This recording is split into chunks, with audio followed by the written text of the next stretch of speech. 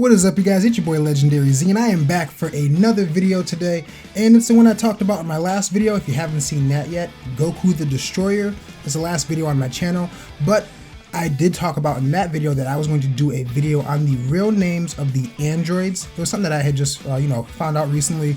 I'm not sure if everybody knows about it. Some people do, some people don't. So I figured I would do a video on that. Now, before I get into the actual names of the androids, I just want to go over their past and how they got involved with Dr. Gero and what happened, just to give you guys a quick rundown so you guys know exactly, some more of the backstory of the androids, because we didn't really get too much of that in the anime. So right off the bat, you do know, Dr. Gero, he's an evil genius. His goal was basically world domination. He was trying to do that through technology, and through trial and error, he pretty much created a different number of androids, pretty much to a total of 20, number 20 being himself. But in that process, he created numbers 17 and 18. From what I know, I would say were probably his two or best creations in general.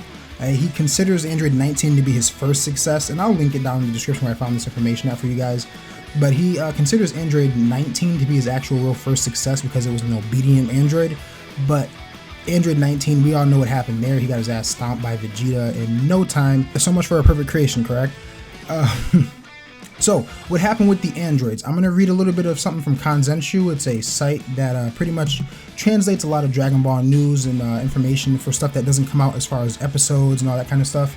So, just so you know, the reason why Dr. Gero was actually creating artificial humans, the questionnaire asked Akira Toriyama that, and he said, simply so they couldn't be used by enemies. With normal mechanized weapons, there's the risk that they will pass into the enemy's hands and be used by them, so he took the drastic step of developing artificial humans who possess the ability to think for themselves.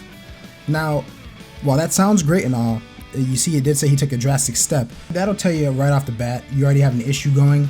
But the thing that makes that stand out is later on in an interview, Akira Toriyama was asked about, the previous artificial humans, numbers 1 through 8, and he said, they were completely artificial like number 19, but the sole weakness of Dr. Gero's inventions, pretty much all of them, was personality control. It just didn't work well. So that's believed to be the reason why he changed his methods to using humans who were bad to begin with and remodeling them into artificial humans like numbers 17 and 18.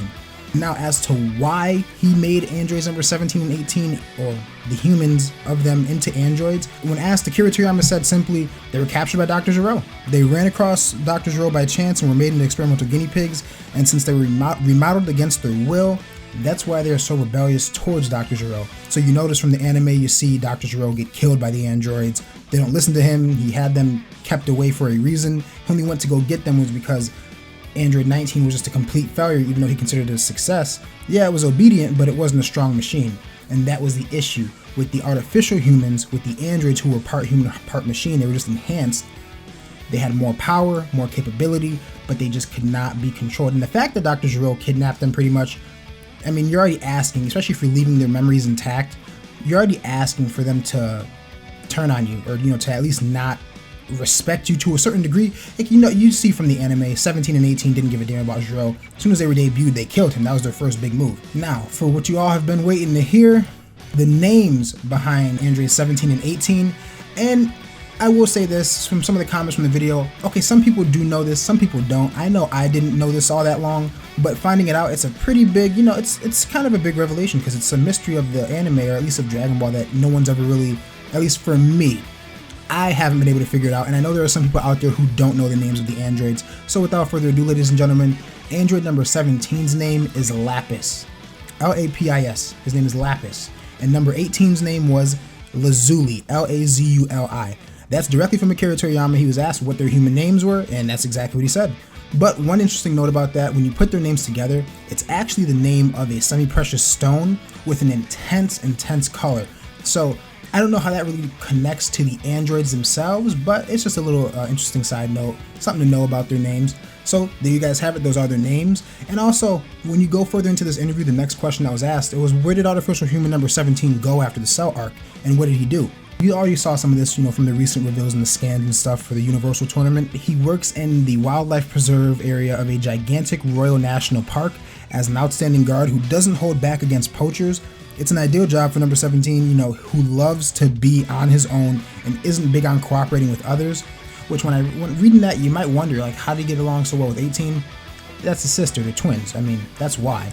But since he's good at his job, he takes in the high salary. He's married to a zoologist. They have 1 child and 2 adopted children and live happily in an isolated house inside the nature park. He's also been to visit number 18 and Krillin one time, but didn't talk about what he'd been up to. I guess he didn't really bring up his family, and that's because Akira Toriyama says he considers such a wholesome lifestyle embarrassing. So that's what I wanted to reveal to you guys about the androids, but I just wanted to talk about how that kind of ties into Dragon Ball Super to me. I've been thinking about the androids overall for this arc as far as how they're going to work together with the rest of the team. And a lot of people are already assuming they're going to just fall back on, 17 and 18. They team up. That's a combo right there. They're kind of unbeatable. And from what we've seen in the series overall as a team when they work together, it's kind of hard for anyone to beat them. I mean, they're not on the level of God tier Goku or Vegeta. No, of course not. They're not going to take out Beerus if they work together. Duh. But for people who are on their level or like a slightly, maybe even a little bit above them, like a Tien Yamcha type character, I'm not saying they're above them, but characters in that tier, and even some slightly above, like you saw in Trunks' timeline, they were able to take out, Super Saiyans and, kill people off with no issue. So they do get stronger over time as well. One thing that Akira Toriyama also pointed out in this interview, he was asked, do modified human types like artificial number 17 and 18 get stronger if they train? And when asked, he said since they're human-based, of course they can become stronger if they train. In the case of modified human types like number 17 and 18, since they're human-based, they can become stronger if they train. And by the way, they don't need to eat, which I never really knew about androids, but they do need to drink or hydrate. I guess that's how they sustain themselves.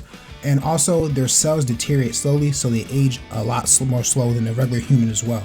Now, I don't think they age like as slow as Saiyans do, but I feel like they do age fairly slowly. I mean, 17 and 18 have looked the same since the start of their debut, and you've seen characters like Krillin and Yamcha and Tien, at least their appearance has changed. They've aged somewhat over time, not too drastically, but you can see it. So I just wanted to wonder how that's going to tie in, how Android 17 is going to tie into Dragon Ball Super, since he's going to be coming back shortly. 18's been a part of the, the background for a while now. I mean, she's been around ever since the Cell arc with Krillin, but she hasn't really had a prominent role. The last time we saw 18 get physical was against Beerus. So I feel like in the tournament, while there are going to be some, team ups like of certain people, like maybe Gohan and Piccolo, Goku, Vegeta, that kind of stuff, I feel like for the androids, for the most part, you might see 18 and Krillin work together, but I feel like 17 and 18, or Lapis and Lazuli, they're going to be the two to work together. And, as far as, their own parts of the battle, they're going to be working together and not really, I don't want to say ignoring the rest of the team, but I just don't see number 17 or 18 really trying to team up with like a Tien or a Roshi. I mean, it may happen, you might get some nice moments, and I thought maybe 17 might run into Piccolo and they might team up because, they have some history. But I feel for the most part, we're going to see 17 and 18 working together. They're going to kick some ass in the tournament, and it's going to be a great showing. And hopefully 17 sticks around more, because I feel like he's going to be a great character. And from the way he looks in the opening, I feel like he's got a lot more potential than we might even know of, because 17, we didn't see too much of him in the Android saga. He fought Piccolo, had a great fight, but aside from that, he was taken out by Cell a few episodes after that, so we didn't get to see too much. But there you guys have it. My name is Legendary Z. Just want to do a little bit of a reveal, or at least put a video out there for people to, be able to find and see, oh, these are what the androids' names are, and just have a little more background information. Just getting that to you. Don't forget the link will be down below for the website you guys can go to, Kanzenshu, to get some nice translations and find out some more information. With that, this has been Legendary Z, Legendary Z TV. I just want to ask you guys, don't forget to leave a like, don't forget to subscribe to stick around for more content, and I also want to thank you guys who have subscribed recently. Happy to have you guys join along. Hope you guys enjoy the content, and also get ready for some gaming coming to the channel. I'm going to be doing a little Dragon Ball Xenoverse 2 gameplay, probably do some online ranked. I'm actually pretty damn good at the game, so I'll show some of that later on. And aside from that, I just want you guys to keep an eye out for some My Hero Academia content coming soon, and Boruto as well. Going to do some speculation, some preview stuff on that, since they're all coming up. April's going to be a big month for anime, you guys. If you want to stick around and join the channel, don't forget to subscribe. But with that, all I want to ask you guys to do is stay lit, stay legendary, and I will see you for the next one. Peace.